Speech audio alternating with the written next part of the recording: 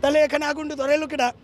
আগুনটা কি ওই আল্লাহর ফেরেস্তারা এসে ধরাইছে নাকি জিনে নাকি এখানে এই জন্য প্রথম দায়ী হলো অথর্ব একটা উপদেষ্টা। আপনি আবার মাইক ঘুরাই নিয়েন না। এই উপদেষ্টার যোগ্যতা নাই স্বরাষ্ট্রমন্ত্রী হওয়ার, উপদেষ্টা হওয়ার। আমাকে যদি স্বরাষ্ট্র উপদেষ্টা করা হয়, আমি 3 দিনে বাংলাদেশকে দেখাই দেব যে কাকে বলে উপদেষ্টা, স্বরাষ্ট্র উপদেষ্টা।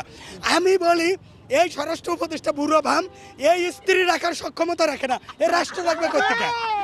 এই উপদেষ্টা ডক্টর ইউনূস ঠিক আছে, এই উপদেষ্টা আর আসিফ নজরুল সে ছাত্রীদের সাথে প্রেম করতে করতে তার আর এই আইন নিয়ে ঘাটাঘাটির সময় নাই।